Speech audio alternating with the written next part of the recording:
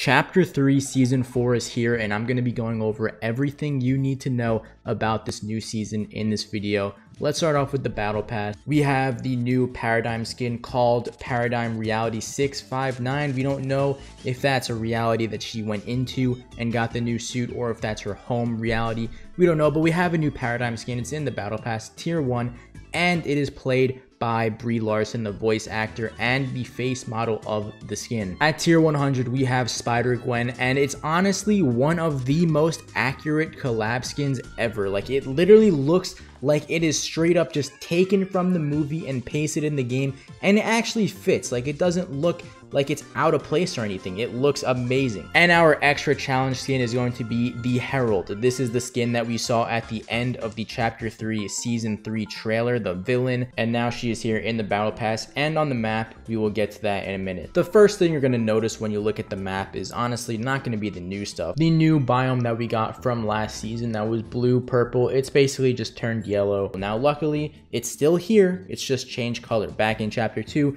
we used to have a bunch of biomes and map changes just get immediately removed the season after. This time it's still here. The reality tree is kind of destroyed, but honestly, the place plays out very similarly. Still has a great amount of loot, still is a named POI. They just changed the name from Reality Falls to Reality Tree. I'd say the only main difference besides the color is just that you won't be able to redeploy from the top of the tree. As for our brand new map changes, we have Herald Sanctum. That's replacing, kind of taking over the Sanctuary. We still have some Sanctuary buildings there, but for the main part, a lot of this POI is occupied by the Sanctum. There you will find the Herald boss, which drops a mythic weapon that we will talk about later in the video. Condo Canyon has been renamed to Cloudy Condos and changed a lot. You can see the buildings are kind of floating. They're being held up by like hot air balloons. This is because the chrome is spreading on the map, and this prevents the buildings from being taken over by the chrome. You can see the area that got changed last season into a Colossal Coliseum type area in Condo Canyon is being taken over by the chrome. So what they've done with the other half is it's now floating midair, and it honestly plays out very well. Shuffled Shrines has been renamed to Shimmering Shrine, and again, the chrome is taking over there. The puzzle has been removed from last season. Lazy Lagoon has been renamed to Lustrous Lagoon. Same thing going on here. The pirate ship is now floating midair, and below, the chrome is taking over the location. But Cloudy Condos and Lustrous Lagoon are not the only two POIs that have these hot air balloons protecting the buildings. Of course, the Tilted Towers No Sweat building is being held up in the air by a hot air balloon. A lot of these balloons do offer glider redeploy. You just have to take a zip line up and it'll just shoot you into the air. We also have D launchers around the map. These are basically directional launch pads. You do not redeploy a glider. That's only from the balloons when you use a zip line and go up them. But these launch you very far, and as the name implies, directional.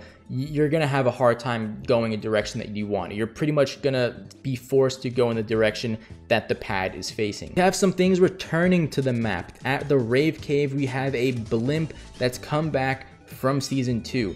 So we had, it was Command Cavern with the blimp. Season 3, the blimp gets removed. The place is renamed to Rave Cave, and now Rave Cave has a blimp. It has the decorations that Rave Cave has, and it fits the place pretty well. I always thought that the blimp made sense the most at that location, so it's good to see it back. The mounted cannons are not there, but still a really good spot on the map. And one of the best map changes this season, the original Loot Lake house has returned on the map. I really hated how they called this place Loot Lake, and it was just so much boring than the original Loot Lake was.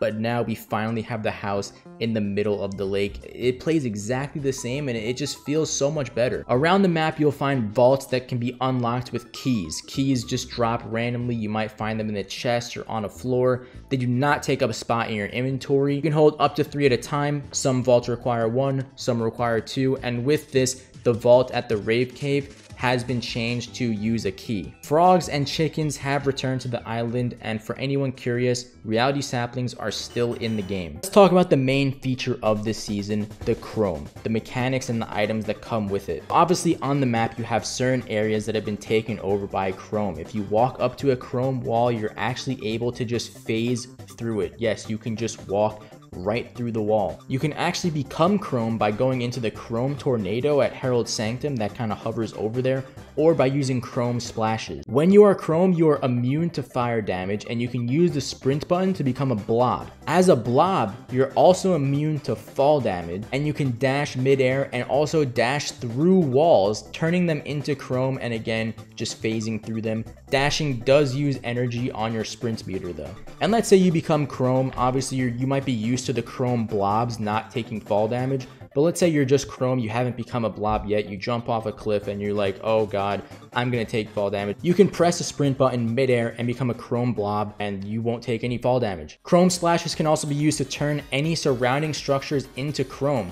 So let's say, in build mode, someone's building structures, you will just want to walk right through them, throw a Chrome Splash, and you'll be able to do that. And again, you can take over any existing structures on the map, turning them into Chrome. And you can also farm Chrome Splashes by destroying Chrome structures. And you can pretty easily duplicate them just by, you get one Chrome Splash, you throw it down, farm an object, you'll get more. And you could basically just have an infinite supply of Chrome Splashes. It is a very useful item. We also have some new weapons, the Evo Chrome Burst AR and Shotgun. They start at uncommon. I'm pretty sure you cannot find this gun from a chest or from floor loot at any other higher rarity. You're always going to find them uncommon, and they upgrade rarities as you deal damage. Not only to opponents, but you can also just deal damage to wildlife, the Herald boss that we're going to talk about in a second. You can deal damage to NPCs, and this all increases your rarity. Once the meter is full, just press reload and your gun will evolve. The Burst AR is pretty cool. It starts off as a 2-round burst, and as you evolve it, it goes to 3 and then all the way up to a 4-round burst. And the shotgun has a very unique reticle. You're not shooting all the pellets in a square area. You're shooting them all on the same line, and it's just very wide spread out. It's kind of hard to explain, but you can obviously see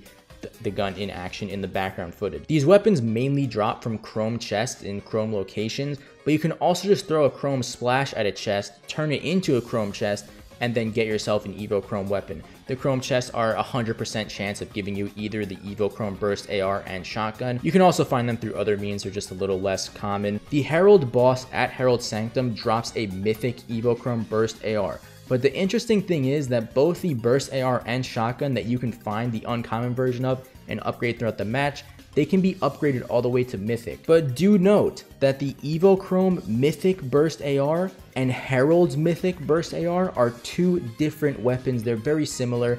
Basically, the main difference is that Herald's Mythic Burst AR has 28 bullets, and the normal one that you'll upgrade into Mythic only has 24. Also in the trailer, we see Greasy Grove being taken over by Chrome. That hasn't happened in the game yet, so we do know that Chrome will be slowly spreading to other locations throughout the season. Let's talk about the loot pool. For ARs, we have the Ranger, Hammer, and of course the new Evo Chrome Shotgun. This means that the Striker Burst and the Combat AR have been vaulted. For shotguns, we have the Prime Shotgun, of course the new Evo Chrome Shotgun, and the Lever Shotgun makes a return, and this means that the Striker Pump, Auto, and the 2-Shot have all been vaulted. For SMGs, this one is pretty interesting. The Suppressed SMG has been unvaulted, and also now has new purple and gold variants, and the Rapid Fire has also been unvaulted.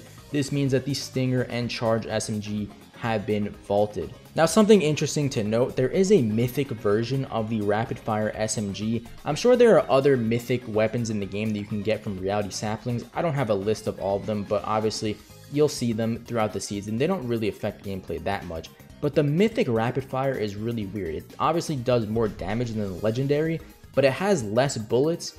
So honestly, when it comes down to it, I'd probably just use the gold one instead. For pistols, we just have the normal sidearm, so the revolver has been vaulted. And for snipers, the Hunter Bolt has been unvaulted in blue, purple, and gold rarities, and the DMR has stayed in the game. This means that the heavy sniper has been vaulted.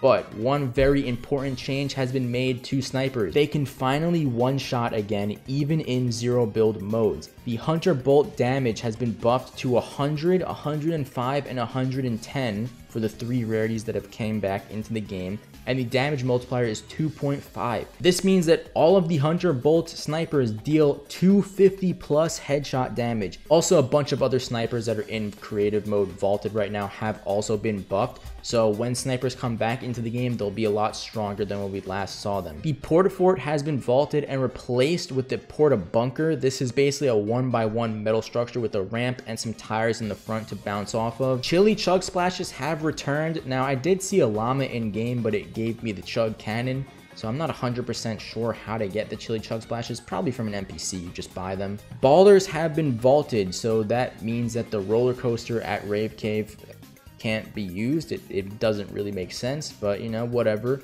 Grapple Glove has been vaulted, which means that the Grapple Glove locations around the map are gone. Obviously, Darth Vader is gone and his spawn locations are no longer on the map. The Jigsaw Launcher has been vaulted, which also means that there was this one house towards the top of the map that had a bunch of these Jigsaw Launchers you could grab off of a wall. They no longer spawn there. The structure's still there, it just has no Jigsaw Launchers inside of there. And the Goku Mythics have also been vaulted. For some weapons that are coming soon, we have an explosive goo gun. You can see this in the Season 4 trailer. And we have a new AR coming soon. You can see this in Cypher PK's Icon Skin trailer. Now, just for some random changes that were made this season, you can now slide into players to bump them. You can pet wildlife. You can reload while ADSing. You can hire characters and now command them to perform actions, but this is disabled right now, so we have no gameplay of it. And just know that a birthday event is coming very soon, September 26th. We will be getting the presents back. We'll have the cake item around the map. We will also have the chance to earn a free pickaxe and backbling. We have a Reboot Rally event coming soon with Molten Renegade Raider cosmetics. So just some things to match the Molten Renegade Raider, and I guess the Molten Rust Lord as well. We're going to be getting a glider, pickaxe, and wrap. As you can see, the pickaxe is a reskin of the Raider's Revenge pickaxe, so I'm sure that's going to be very popular. We also have Fortnitemares 2022 coming this season. Obviously, the season ends on December 3rd, so we will see that Halloween event about a month before the season ends. And Switch players will be happy to know that they are no longer at a disadvantage, as PC now has the same performance of a Switch. I'm playing on an RTX 3080 and the frames I'm getting are just atrocious, so yeah, hopefully that gets fixed soon. And finally, for winning a game in Chapter 3, Season 4 Paradise, you will get a chrome umbrella. It looks pretty sick. Guys, I'm going to be uploading more videos about this season. Specifically, one I have in mind that should come out in the next few days is an XP guide breakdown video, so stay tuned for that. If you guys like this video, make sure to leave a like, subscribe, and I'll see you guys in the next one. Peace.